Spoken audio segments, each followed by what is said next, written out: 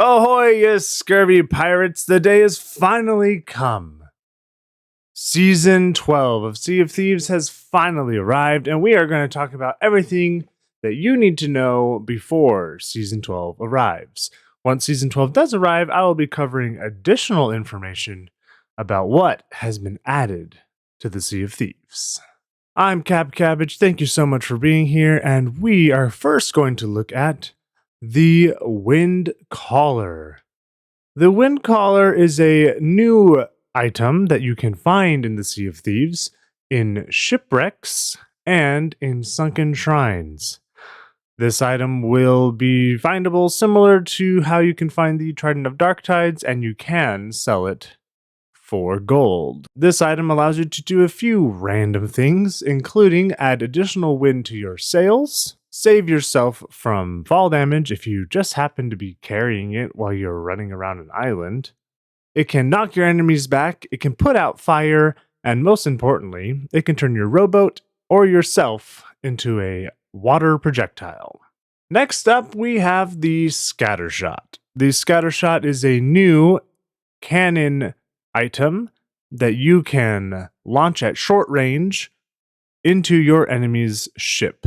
This item, if hit successfully, will add small tier 1 holes in multiple places on the enemy players or the skeleton ships. You can find these in barrels across the seas or at outposts, and they should be interesting.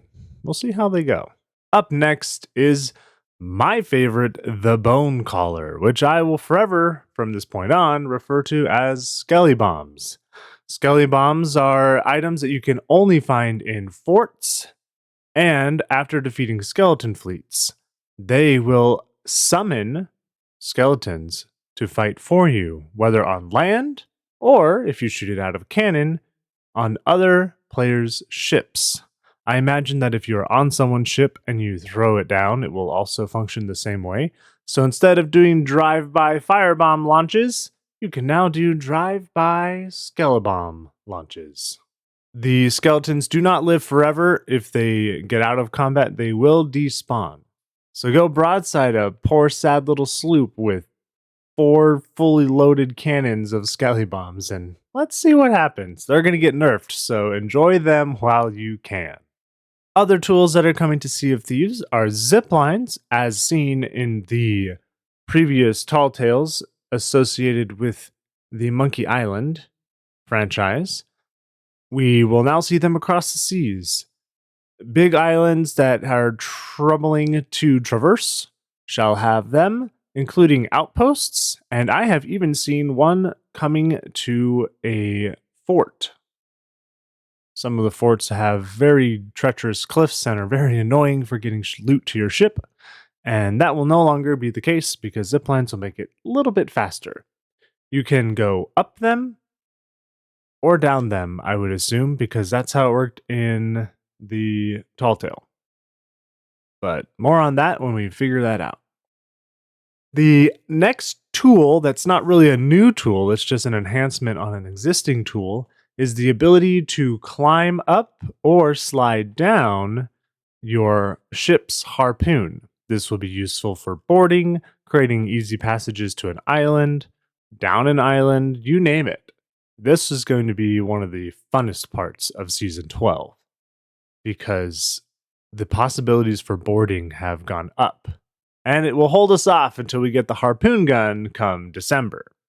There will be a balancing mechanic to where you have to actually stay balanced on the zipline or you will fall off. And I would also assume that if someone were to cut the line while you are on it, it will drop you into the ocean or land or whatever you are above. Season 12 comes with 2 new weapons. The first weapon that we're going to talk about is the throwing dagger. The throwing dagger looks to have 5 slots for ammo, just like the other weapons in Sea of Thieves. However, the difference is that if you miss your shot with the throwing dagger, you can pick it up, or your enemy could pick it up and throw it back at you. This will be very interesting because if someone's fighting you on your ship and you miss, they could pick that dagger up and throw it right back at you. and potentially win the fight. So throwing daggers are probably the weapon I am most excited for because I think they give enough versatility to change the game in terms of sword combat. So the throwing dagger has essentially three different types of attacks. You have the quick stab, which is probably going to be linked to the primary attack button. You have the overhead stabbing motion, which is a hold sort of attack, similar to the sword lunge and the cutlass. So that was probably going to be by holding down the primary attack button. And the third form of attack is the throwing part of the throwing dagger. So that's going to be really cool. And it does look like we're getting custom skins for it. I am eager to find out how many. So I'll be making a video on more how to fight with it later once I start practicing with it because it's going to be new for everyone.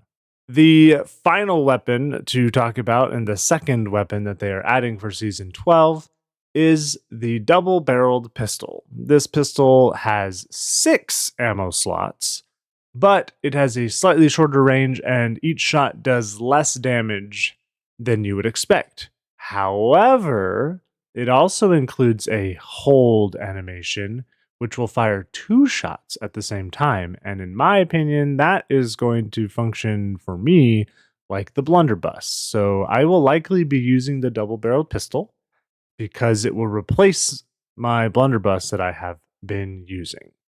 So what about you? Are you going to use the new weapons? Are you excited for the new tools? Let me know in the comments below, and don't forget to like and subscribe and share this with other people. The next thing we're going to talk about is Season 12's Plunder Pass. So every single season has a season pass that comes with 100 free levels worth of gold or some type of loot or equipment. This season also includes the roughly $10 US Plunder Pass, just like all the seasons before. But this one includes 2 variations of a curse. So if you want to get a curse, a new curse, and a unique one at that, which I think the semi-stone curse is pretty cool, it will be $10. But I think that makes this Plunder Pass worth purchasing, unlike Season 11's Plunder Pass, which I would not have purchased. But I did purchase, and I wish I hadn't, because I could have done without pretty much every single piece of that set. So in my opinion, this Season Pass is worth your $10. Totally worth it. If you bought the premium edition for the pre-order, whether you're on any platform, but for you PS5 people, you should already have the Season 12 Plunder Pass if you bought the premium edition. And I believe if you played the closed beta, that you will get bonus levels. So they will start you off with like 10 levels of progress. So you're in great shape if you're on PS5 and you played the closed beta and bought the premium edition. And owls are coming to Season 12. That's an Emporium thing also, but there's lots of pet options if you want pets. Watch them. They do go on sale on occasion. So if you don't want a pet right away, that's fine. In my opinion, pets need to be fixed.